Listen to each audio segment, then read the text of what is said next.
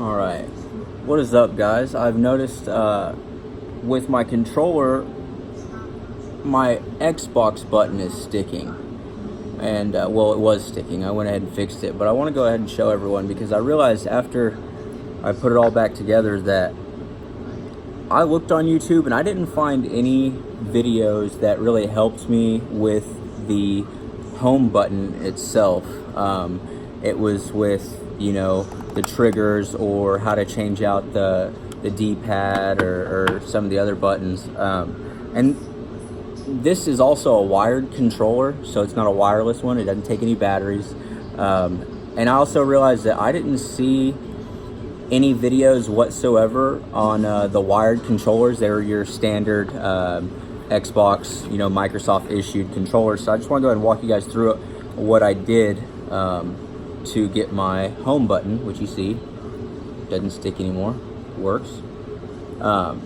So first thing I did is I started off, I unplugged the controller. You don't want to leave it plugged in whatsoever. And then I loosened up, as you see, there's screws here, there's 8 of them in total. So I loosened up most of the screws, like this one, this one, this one, this one, and then I left one here and also one here. And then whenever I did that, it's gonna fall apart if you undo the other 2 screws. So I went ahead and, you can do whatever you choose to do, but I just went ahead and chose to use some electrical tape real quick, just kind of hold it together so that way if there's anything in there that, that could just fall out and, well, I don't want to break it, and I don't know what the inside of one looks like because today's the first time I've ever tore one apart. So try and keep everything together. So what I'm going to do now is I'm going to go ahead and I'm going to take out these other 2 screws. I went ahead and took out the other ones just to make this video a little bit faster. And these are Phillips head screws. They're tiny, so you want to make sure you have some sort of tray or something to hold them in. I'm using like an old phone case right now. Just anything, so that way you don't lose them in the carpet or something like that. And then once I got, oh, not out yet.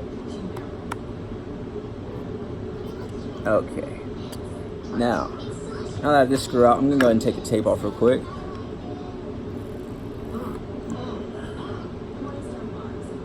Which you might want to keep that, unless you just want to use more later, but you might need to use it. I didn't use it whenever I put the controller back together myself, but so this is just going to slide off like so. A lot easier than what I thought it was going to be, honestly. And the reason why, for some people that can't put 2 and 2 together, the reason why you want your controller unplugged is because you're going to use an alcohol pad.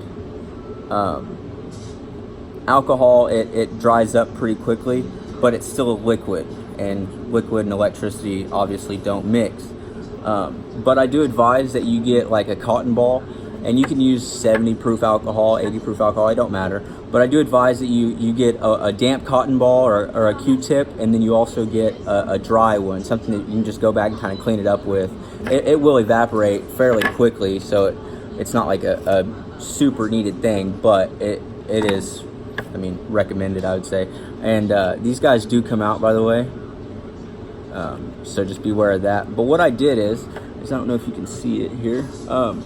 In here, let's see, some white. Okay, so there's a little blue lip right here with that black. Hang on, I'm gonna push the button. You see that moving? Okay, well, there was some gunk all caught up in there. So what I did is I just took another one of these little handy screwdrivers here, little tiny guy, and I took my cotton ball and I just kind of took it down in there, and I just pushed it down in there a little bit. Nothing too aggressive or anything like that. Just kind of slid it down in there because there's a pretty good little crack for it to, work. It has play in it. You can obviously push the button, and it's supposed to function. So I did that, and then after you do that, you want to push this button whatever button it is that's sticking, you want to push it repeatedly, quickly. Just kind of work that alcohol down in there so that way, you know, it cleans up all the edges that you can't get. Now, I wasn't going to mess with this circuit board or anything like that because I'm not an electrician, but I mean, if someone knows what they're doing and they're a novice, then yeah, you know, you could probably do it. But for someone that's never torn one apart before, I'd probably just play it safe and do it what I did. Just put it down here in this little open area because you can't get all the way back in the back of the Xbox button, unfortunately. But I'm satisfied with the way my controller turned out. And you just push that button repeatedly.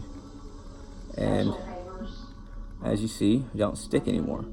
And then once you get that done, you go back through. You're going to clean it up with the dry Q-tip or cotton ball. If you have any gunk inside your controller, just kind of clean it out. Just a little added help. And then you're going to take it, make sure everything lines up. And it's going to go on like, well, going like so. See, just like it did before. And then what I did before I put all the screws back in this controller is I actually took the controller to the hard USB wire, and that's wired into the Xbox, and I actually plugged it in just to verify that, hey, you know, like it still does work, like I didn't mess anything up. You know, I just advise you to probably do that just in case if you do mess something up or whatever, then you ain't gotta take it all the way back apart. Just kind of, you know, makes things a little bit easier on you guys. But that's all I have. I'm gonna go ahead and put this controller back together. You guys have a good day, and if this was helpful, which I hope it was, give me a like, please, and subscribe.